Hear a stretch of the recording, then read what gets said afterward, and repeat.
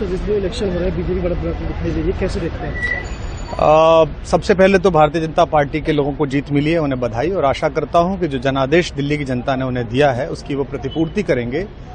और वे सब आम आदमी पार्टी के लाखों करोड़ों कार्यकर्ता जो अन्ना आंदोलन से आए, जिनके बहुत ही निश्चल, निष्पाप और बड़े भारत की राजनीति को बदलने के सपने की हत्या एक निर्लज्ज, नीच, मित्रहंता, आत्ममुग्ध और चरित्रहीन व्यक्ति ने की, उसके प्रति तो क्या संवेदना। दिल्ली को उससे मुक्ति मिली। और मैं ये जानता हूं कि अब जो आम आदमी पार्टी में लोग बच गए थे सत्ता के लोभ में, लालच में, पदों के लिए, उस पैसे के चक्कर में, वे सब भी अब वापस जाएंगे, लौटेंगे, कुछ अपने व्यवसायों में लौटेंगे, कुछ पार्टियों में चले जाएंगे। और पतन यहां से प्रारंभ हुआ है उन लोगों का। मेरे लिए कोई प्रसन्नता का और दुख का विषय नहीं है, मैं बीच में खड़ा हूं। प्रसन्नता इस बात की है कि करोड़ों लोगों ने आशा लगाई थी, करोड़ों लोगों ने, लोग अपनी नौकरियां छोड़ के आए थे, व्यवसाय छोड़ के आए थे, दुश्मनियां ली थी लोगों ने, उन सब की हत्या एक आत्ममुग्ध आदमी ने, एक चरित्रहीन आदमी ने अपनी निजी महत्वाकांक्षाओं की पूर्ति के लिए की। उसको दंड मिला, ईश्वरीय विधान से दंड मिला।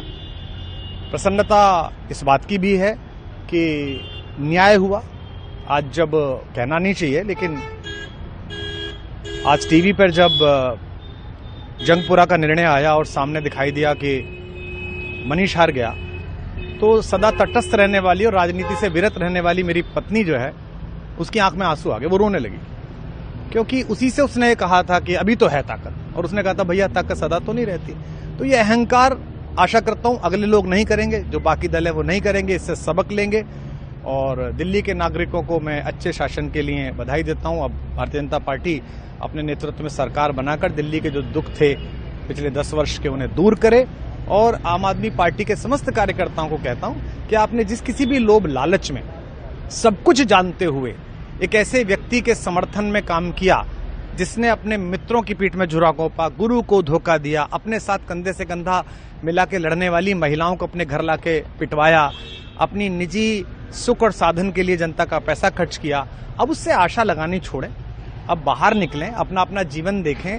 मुझे राघवेंद्र सरकार राम की कृपा मिली, जिनका ये घर है, जिनकी कृपा से मैं यहाँ खड़ा हूँ। मुझ पर कृष्ण कृपा हुई कि मैं इस निर्लज्ज सर्कस से बाहर आ सका। मैं उन सब से भी अच्छे भविष्य की कामना करता हूँ कि वो कोई गंदगी ना फैलाएं कहीं भी, वो लौट जाएं अपने शिविरों में।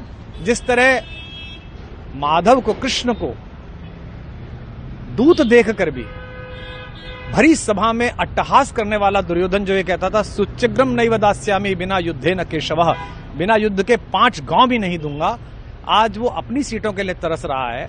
और मुझे पता है कि इस दुर्योधन का अंत भी टूटी हुई जंघा के साथ बड़ा ही दारुण होगा, और भारतीय राजनीति एक कलंकित अध्याय के रूप में इस बौने दुर्योधन को और इसके दरबार के तमाम शकुनियों को याद करेगी। मैं उनकी मुक्ति की कामना करता हूं कि ईश्वर उन्हें इस दुख से बाहर निकाले, और समस्त लोगों को बधाई देता हूं कि चलिए अंततः न्याय हुआ। सर, बात करें दिल्ली के चुनाव या यूपी के उपचुनाव मिर्जापुर को लेकर, चुनाव आयोग पर तमाम तरह के आरोप लगाए जा रहे हैं। अखिलेश यादव ने कल कहा कि वहाँ उपचुनाव में मिलकर, ये राजनीतिक विषय है, इस पर मैं राजनीतिक कार्यकर्ता नहीं हूं, तो इस पर मेरी टिप्पणी शोभनीय नहीं है, वो आपस में सब जाने। लेकिन दिल्ली के चुनावों को लेकर एक मिश्रित प्रतिक्रिया है। दुख है कि अन्ना आंदोलन से एक ऊर्जा जो पैदा हुई थी, जिससे देश में एक सकारात्मक बदलाव हो सकता था, एक वैकल्पिक राजनीति हो सकती थी, उसकी हत्या एक अहंकारी आदमी ने, एक आत्ममुग्ध और असुरक्षित आदमी ने कर दी। मैं आशा करता हूं कभी न कभी भारत में ऐसा सूर्योदय किसी न किसी दल में अवश्य होगा, जो भारत को जहां पहुंचना है वहां पहुंचाने का मार्ग प्रशस्त करेगा। बहुत धन्यवाद।